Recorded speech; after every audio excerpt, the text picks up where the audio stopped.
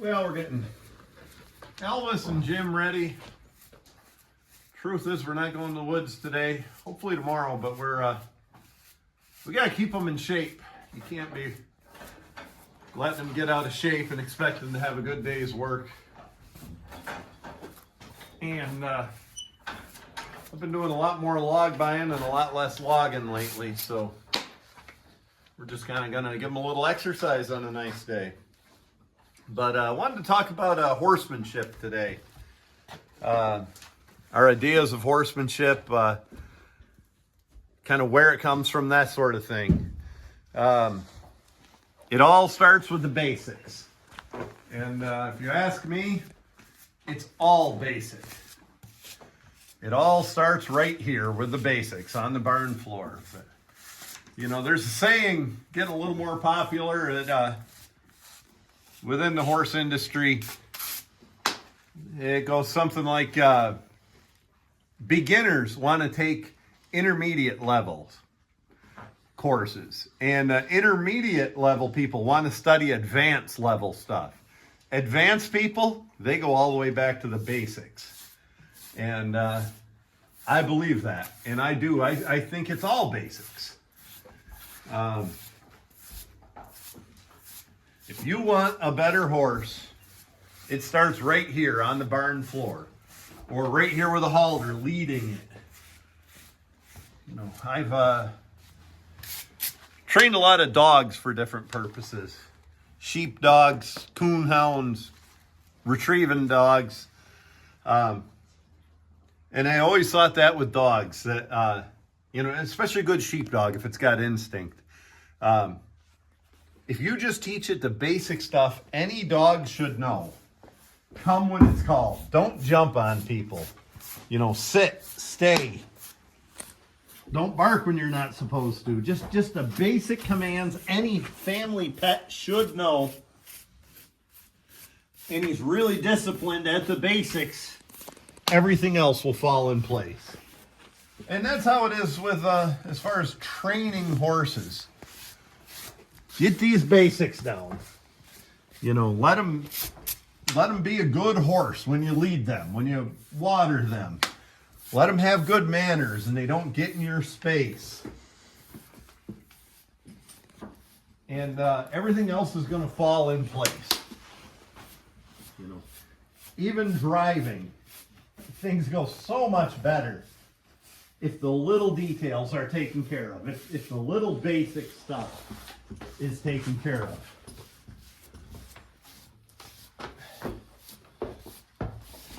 A lot of times, if you have a problem horse with whatever bad habit, as long as you, the way to get them over those bad habits, go back to the basics. See where it starts. You know, maybe your team's not handling good and they're just terrible mouthy.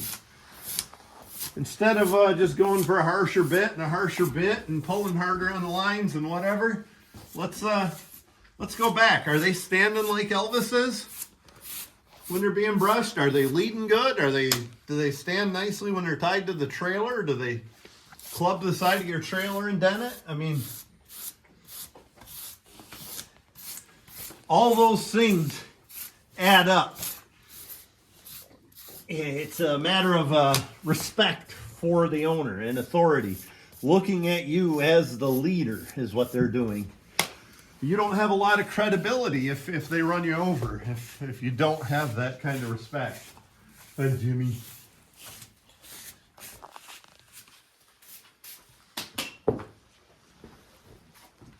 You know, fundamentals in this game mean everything. You know, let's look at some of the athletes. You know, basketball player for the San Antonio Spurs was, you know his name. You're not much of a basketball fan, are you, Nick? Tim Duncan. You know, he's a player's player. If you ask players to rate the best forward ever, the fans won't tell you this, but other players, we'll name Tim Duncan as the greatest, you know. Kind of like writers. Dorothy Parker was a writer's writer. She didn't have the following of fans, but boy, did other writers respect her and like her. And that's kind of how Tim Duncan is. Tim Duncan's nickname was the Big Fundamental. Tim Duncan did not have much of a highlight reel. Nothing was fancy. He just did all the little things right every time. Cal Ripken Jr. in baseball was that way, you know, besides the longevity and everything. Cal Ripken did not make a lot of highlight reels. He didn't have a lot of diving catches or ridiculous throws. The reason? He was never out of position. He didn't need to make a diving catch. He was in the right spot just to make an easy catch. Sorry about that. Yeah, you better be.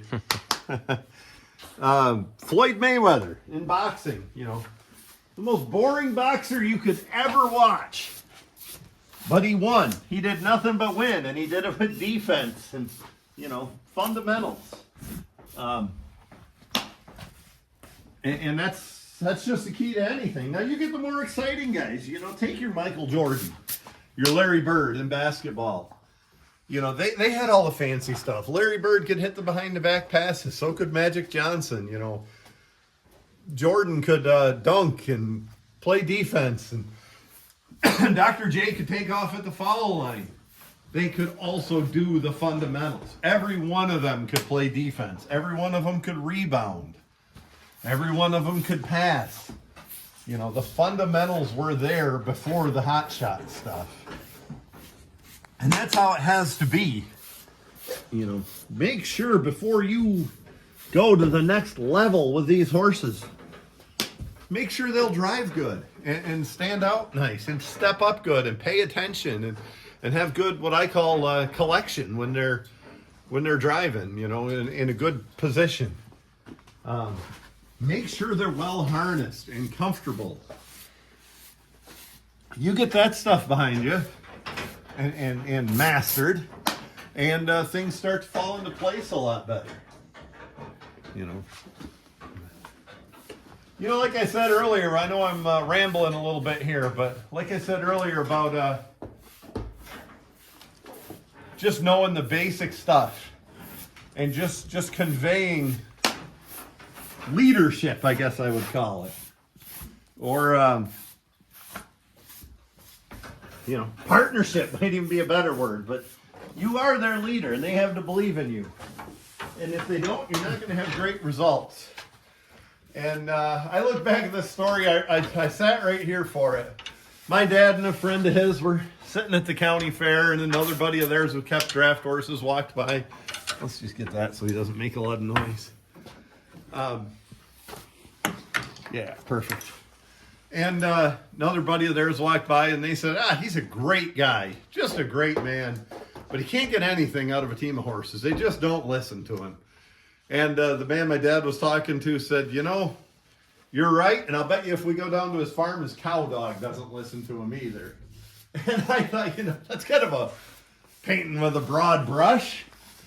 And I didn't give it any more thought. And then about 6 months later, I was at the guy's farm, and his cow dog was jumping all over him and growling, and he'd smack him and tell him to shut up, and the dog would do it more. And, you know, just no respect. The dog was awful, and they were right. The guy was a great man, but the cow dog didn't know anything. And that's not a coincidence. The guy didn't expect little things from the cow dog. He didn't expect behavior. He didn't expect discipline. And he didn't get it. And he didn't get it from the horses either. And that's it's kind of a broader picture sometimes. You know, you need to convey a little authority. And that doesn't mean you need to be an ultra tough guy or mean or anything like that. It means you need to believe in yourself, and it means they need to believe in you. Hey, buddy. This horse is a good example, the one I just gave a kiss to, Ugly Jim. He was a 10-year-old when I bought him. And don't forget, Jim's got pole evil, so if you see him flinching a little, It's getting better all the time, but right there's his pole evil. He doesn't love it when I touch it. But anyway,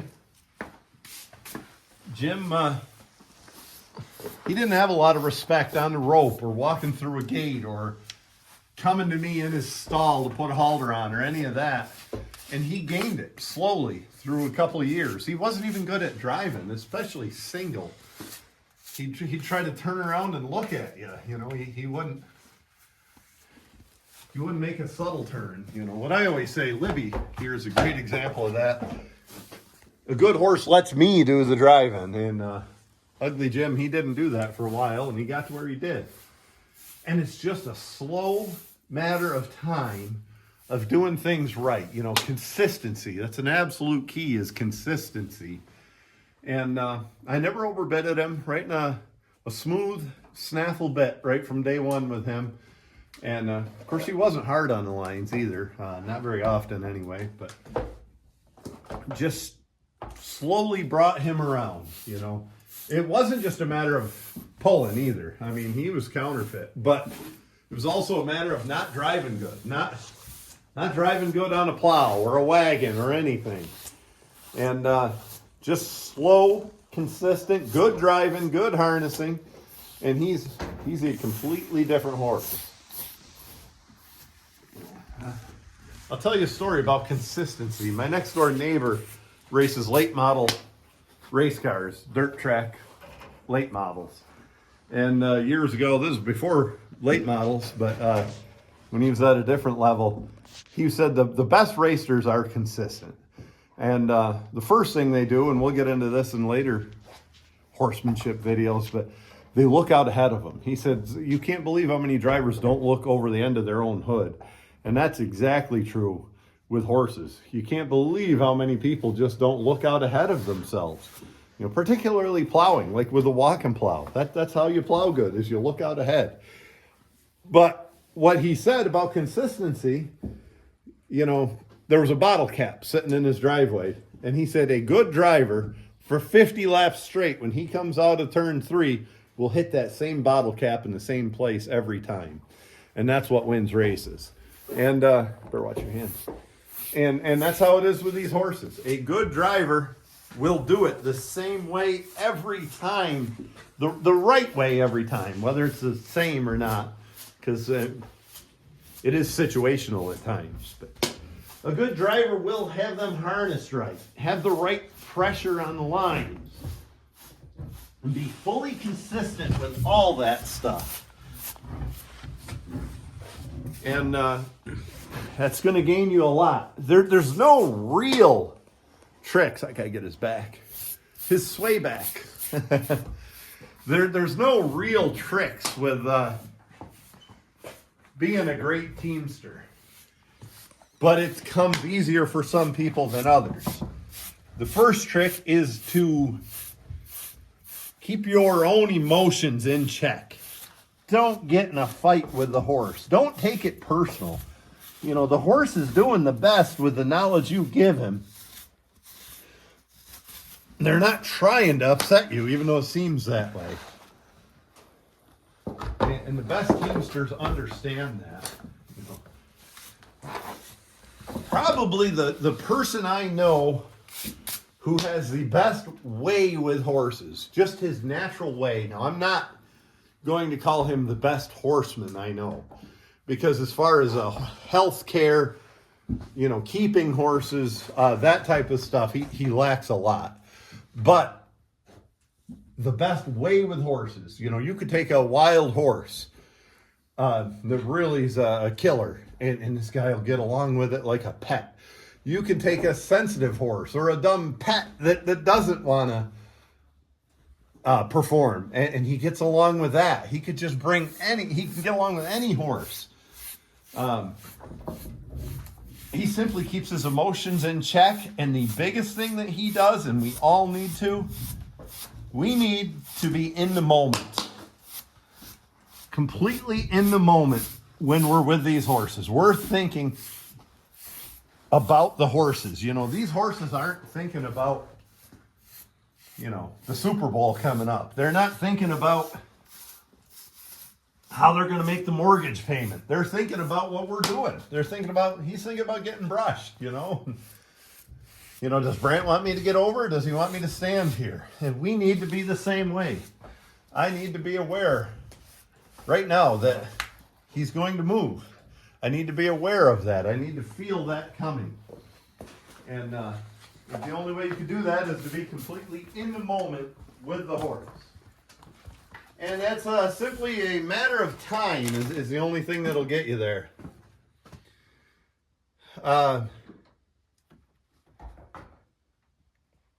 You know, another great thing that good horsemen do, whoa, buddy, they see it from the horse's point of view. You know, you just saw that. Jim spooked a little bit. I forgot for half a second that he's suffering from a sore head with that pole evil. And I reached up there with a brush, you know. I had to take a step back and look at it from his point of view and let him realize that, you know, hey, that's I got a problem there. Be careful, Brandt. He's just telling me that. And boy, he's furry.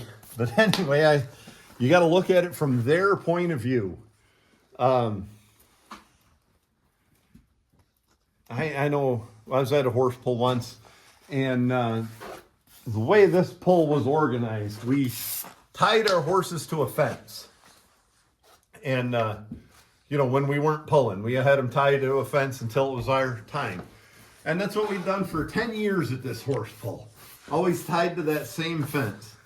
And my one buddy didn't tie to the fence. He turned his around and backed them up to where their butts were against the fence. And he had a young team, and he wanted them to see everything.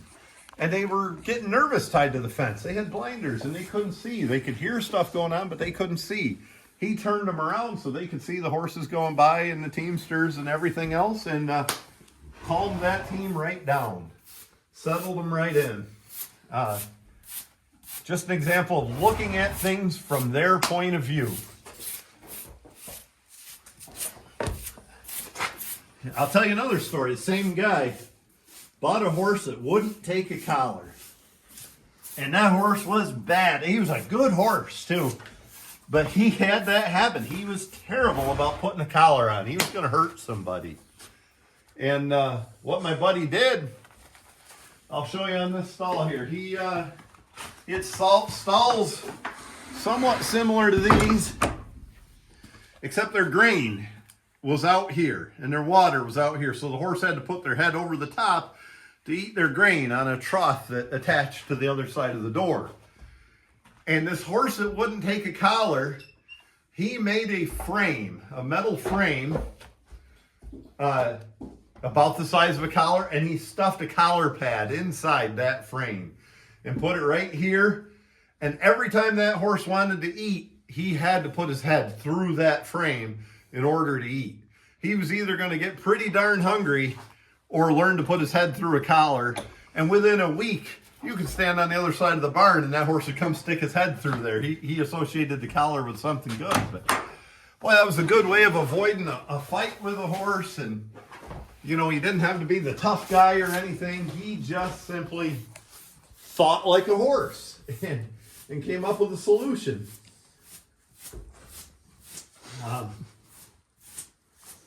You know, I like them to teach themselves when they can, something like that.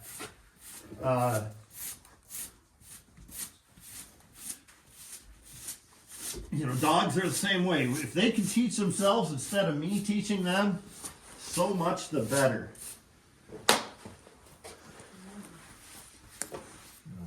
As far as teaching, Howard Van Ord, Russell, Pennsylvania, taught me about oxen. And, you know, I didn't know anything about oxen. Hell, I thought there was mommy oxen and daddy oxen. You know, I thought they were a separate breed. I didn't realize any breed of cattle could be oxen. And he taught me about them. And a lot of this was very transferable to horses. And one thing that he said about oxen, now I was already into horses for years, but just getting into oxen.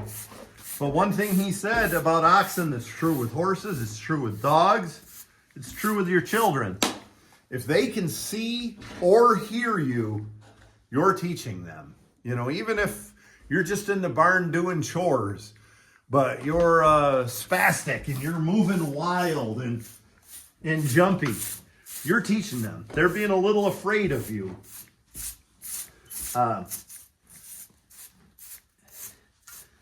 Anytime they could see, just remember that. I mean, even if they're out in the pasture, if they can see or hear you, you're teaching them. You know, if they're in the pasture and they're running and your horse comes up on something and you want them to stop and you say, whoa, you're teaching them and you have no control. You can't enforce that command, whoa. You're 20 feet away. You're saying, whoa.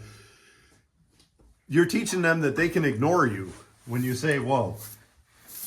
You know, I try not to, at least until I know that command is going to sink in. I try not to give a command that I can't enforce. After that command is sunk in and they know it, you know, I'm sure I've seen horses that were good enough that could be outside in the pasture on a gallop and the owner would say, whoa, and they would stop. But until you know that, and don't wear that out because you'll lose that ability. But until you know your team is to that level, you know, don't give that command unless you can enforce it. Well, a lot of rambling. What else did I write down here? Oh, getting creative. I wrote down about the frame my buddy put up for a collar, and he's always thinking of clever things like that so a horse can teach himself. One time I had a pair of mares, beautiful little Belgian mares. Buddy sent here. I think they were broke at one time, and they'd been years since they'd been hooked. They were an auction team. Who knows what they've been through. And he wanted me to get them settled in and broke better, you know, to where they could be trusted. And they had a habit of backing up. And they would back up until they hit something. You know, on the manure spreader, they'd back up until they smashed into something. On a log cart, until they hit a tree. They just would not quit backing up. And, you know, I tried to back them up. I tried to touch them with a whip and get them to stop backing up. And that didn't work. That only made them more nervous. I took them right outside here. We don't need to show it. Anybody can picture what a 50-acre field is. And we just cut hay off that field. And so it was a meadow, big flat 50-acre field. And we'd cut hay off it about a week before. And I took that team from one end to the other on a two-wheeled cart and just backed them up. And I mean backed them up until they were so damn sick of backing up they didn't even want to hear the word. And I did it for hours. I mean 3 hours of just going backwards. And after a while, I could say, whoa, and they would quit backing up. And they ended up being a pretty good, trustworthy team. And from any report I had, that habit never came back. So, you know, another point that I like to talk about, breaking horses, training horses, a lot of this is an exercise in not doing the wrong thing more than it is doing the right things. You just saw Elvis take a collar. He was born here on the farm. He's a 6-year-old, you know, he's good about taking a collar, taking a bridle, whatever he needs to do. He thinks he doesn't like his buddy Zodiac. But anyway, had I let him get into a bad habit, you know, maybe I had a low ceiling and when he put his head up, he hit his head and now he doesn't like to be collared. He associates that with hitting his head or something like that. That's going to step your training backwards a lot. So, you know, it's a lot easier to prevent a team from running away. You know, hold on to the lines, tie them up, whatever it takes. You know, be careful. It's a lot easier to prevent a team from running away than it is to train a team after they've ran away, and to break a pair of runaways, not to run away again. That might be an extreme example, but you know, that's how it works. Well, a lot of rambling, but I hope some of this will register and people can weigh in. You know, as winter turns into spring, we might start working with some young horses. Now, I don't know. I'm not in a big hurry about it, but we got that 2-year-old there. We might, coming 2-year-old, we might start doing a little work with him. I don't mean work. I mean training work. You know, bit and rigging, bridling, line driving, stuff like that. And we'll talk a lot more about a lot of these techniques as time goes on. But as I'm harnessing this horse, is a great time to talk about two things. One is attention to detail. And here's where I'm going to start that. Making sure your horse is comfortable and everything fits well. I've noticed that Elby's getting fatter all the time. So I put a little different collar on him today. It's still plenty small, but I think once that settles in, it'll look better. But it starts with comfort, you know, making sure they're comfortable. Just get a picture in your head as a beginning teamster, as an advanced teamster. Get a picture in your head of what a comfortable horse looks like and try not to stray from that. You know, maybe watch your horse on his best day outside, untouched, and the way he moves and the way he looks. And try to keep him at that level of comfort.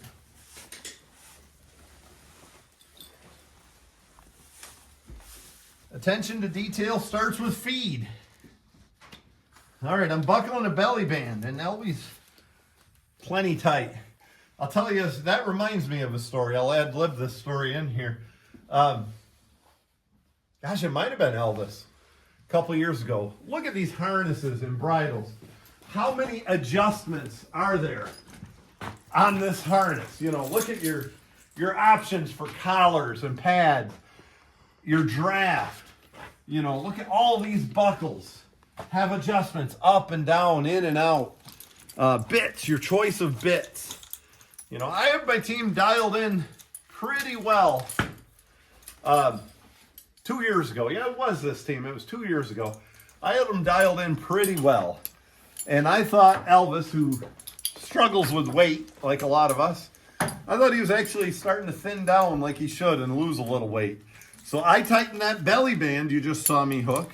I tightened that 1 notch, which is about 1 inch. And went out there and hooked a couple loads at a pole. And my buddy, I said, how do you think things look? And my buddy said, of all these adjustments, he said, you need to let that belly band back out 1 notch. He has the attention to detail and attention to a horse's comfort enough to really pick that out in a heck of a hurry. That 1 notch on one piece of equipment on this whole harness made such a difference. And I was really impressed by that. So, Elby's about harnessed. We haven't had these harnesses on since December 1st. We gave a Christmas ride. These are go-to-town harnesses usually. And on this, on the comfort thing, I want to watch Elby, you know, when I put the tail croup on, I want to watch him make sure the back pads are, the back straps and everything are comfortable. The collar, that collar is plenty darn tight. This is going to need to come out, but make sure your hams are in the right spot and fit your collar well. Just all those little details. Make sure your bit is fitting well. Bridle, you know, throat latch is tight. You know, blinders look comfortable on the horse if you do run blinders. All the Well, something else I'd like to hit on in this video. I want to talk about confidence and authority.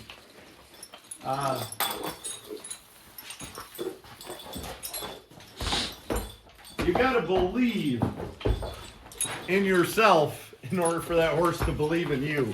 Doesn't that sound like a platitude that should be on some Facebook meme with a picture of a beach in the background? But I believe that. You have to believe in yourself for the horse to believe in you. And I'll give you an example of what I'm talking about. I used to have some people from the University of Buffalo would come down here often. And they love to come down and use us as models for their pictures. It was a photography class. Most of them were adults, not a lot of college students. And it was back in the film camera days, or the very beginning of digital. But they would come down and they liked us because we had draft horses and we did farming and a lot of opportunity to take some unique pictures. And the professor had the idea that he would do a course called Driving Oxen, Learn to Drive Oxen. And then the following week, maybe a month it was, we'd follow that up with Learn to Drive Draft Horse. And we had this one lady, sweet lady, I believe her name was Anne, and I really liked her. She came down and learned to drive oxen, and she came down for all the courses, took a lot of pictures, a lot of different stuff. A lot of more of us farming, of us logging, doing maple syrup, a variety of things. And she came down for the Learn to Drive Oxen course. And she couldn't get my team to behave. They just wouldn't do anything for her. She didn't have any authority. When she'd say, come along, or ha, she wasn't telling them, she was asking them. And they weren't listening or responding. And I tried to work with her on it. And then she got loud. She'd ha! And that didn't help. And I said, I knew her a little bit, and she had grandkids. And I said, when your grandkids are over and they're being a little naughty like kids do, and they're not picking up their toys. I said, what's the voice you use there? How do you tell them to pick up their toys? And she, from somewhere inside her, found that voice and started commanding the oxen that way. And what a difference. That team started listening. And it was all about her tone and her authority in her voice that she conveyed. So the next month, she came down to learn to drive draft horses. And I'm going to try to insert some pictures of this. I have it here. Or in the house, anyway. And no problem. She picked up the lines, and she said, get up. And she said, whoa. And the team listened. And she conveyed some authority. And it was beautiful to see. And she thanked me for teaching her to find that voice of hers that had confidence and authority. And she said work at the office where she worked went so much better. She would tell people to do something and they would do it instead of running her over and bullying her around like they used to. And she started applying that everywhere. And that's one of my better success stories of helping somebody that wanted to learn to drive horses, and always kind of proud of that moment, to be honest with you.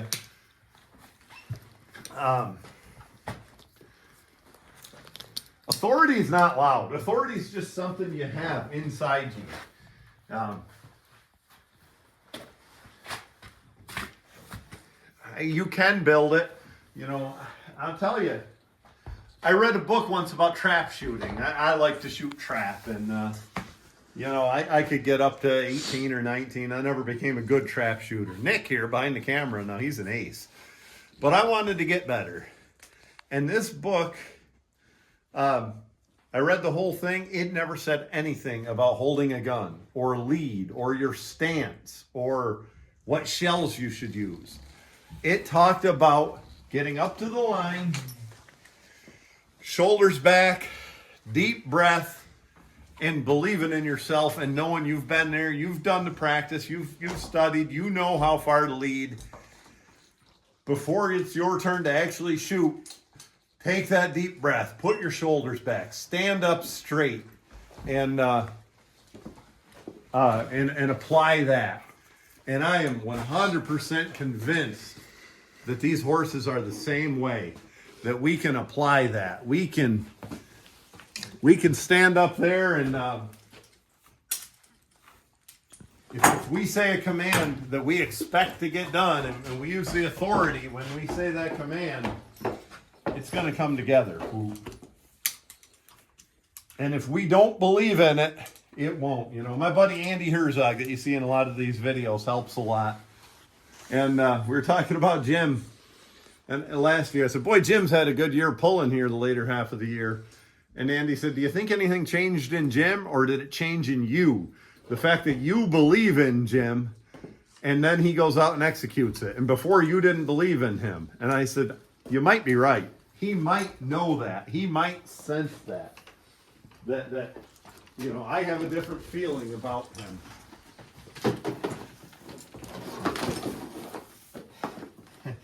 The hard part about authority and confidence, it's hard to fake. I always relate it to somebody has a mean dog, and they say, well, don't be afraid of it, and it won't be afraid of you. Well, that's pretty damn easy to say, but I'm afraid of the dog. It's hard to fake it if you are afraid of that dog, you know.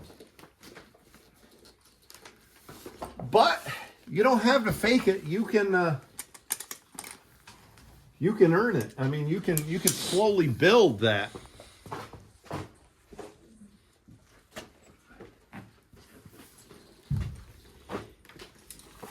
You know, the more you do, the more authority you have. The more confidence you have in yourself, the more confidence the team has in you. It's a natural progression.